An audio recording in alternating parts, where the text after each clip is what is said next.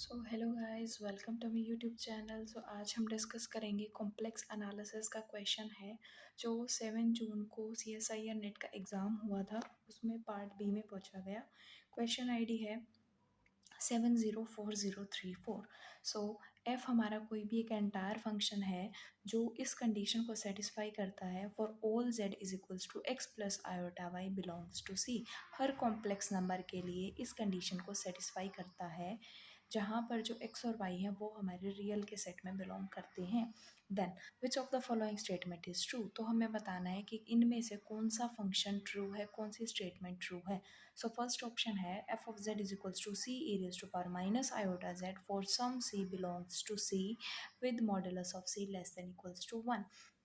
इस second option में function दिया हुआ है C E raise to power iota Z with the same condition. F of Z is equals to e raise to power minus C iota Z with the same condition. F of Z is equals to e raise to power C iota Z with the same condition. So इस question को हम करेंगे discard method से।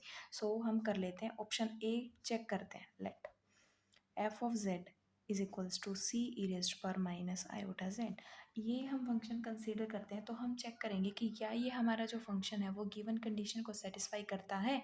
अगर ये function हमारा given condition को satisfy करेगा तो ये हमारा ट्रू हो जाएगा, अदरवाइज ऑप्शन ए हमारा फॉल्स हो जाएगा। तो इसी प्रकार हम वन बाय वन ऑप्शंस को चेक करेंगे। हम जानते हैं z is equals to x plus iota y. So f of z हो जाएगा C E raise to minus iota x plus iota y. So C E raise to minus iota x minus iota square y. हम जानते हैं जो iota square होता है उसकी value होती है -1। सो हो जाएगा C E raise to minus iota x plus y. इसको हम लिख सकते हैं C E raise to power y minus iota x.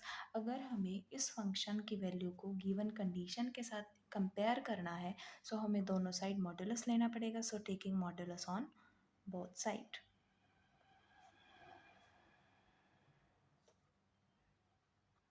So modulus of f of z is equals to modulus of c e raised to power y minus iota x। हम जानते हैं a dot b का जो modulus होता है वो होता है modulus of a modulus of b। मतलब किन्हीं भी दो कॉम्प्लेक्स नंबर का जो प्रोडक्ट का मॉडुलस होता है वो हमारा इक्वल होता है उनके इंडिविजुअल मॉडुलस के प्रोडक्ट के। सो ये हो जाएगा modulus of c and modulus of e raised to power y minus iota x। modulus of c, modulus of e raised to power y and modulus of e raise to power minus iota x. हम जानते हैं कि जो e raise to power minus iota x होता है इसका modulus 1 होता है, इसका 1 होता है। हम यहाँ पर आ जाएंगे modulus of C modulus of e raise to the power y. So अगर हम इस फंक्शन को गिवन इनइक्वालिटी के साथ हम कंपेयर करें तो हम ये भी जानते हैं कि जो e raise to power Y होता है वो हमेशा पॉजिटिव होता है क्योंकि इस फंक्शन का जो ग्राफ होता है वो इस तरीके से होता है। So this function is always positive. So जो हमारा मॉडुलस ऑफ एफ जेड होगा वो हो जाएगा modulus of C E raise to the power Y. अगर हम इस इनइक्वालिटी को गिवन फंक्शन की इस इनइक्वालिटी के साथ कंपेयर करते हैं तो अगर कोई एक कॉम्प्लेक्स नंबर सी इस तरीके का एग्जिस्ट कर जाए जिसका modulus less than equals to 1 हो, if modulus of c less than equals to 1, this implies that modulus of fz is less than equals to e raised to power y। ये हमारी given inequality आ गई। मतलब अगर कोई एक ऐसा c exist कर जाए, c कॉम्प्लेक्स नंबर इस तरीके का एग्जिस्ट कर जाए जिसका modulus less than equals to 1 हो, तो ये इनइक्वालिटी और यही हमारी गिवन इनइक्वालिटी है। सो हमें ये पता चला कि ऑप्शन 1 हमारा करेक्ट है।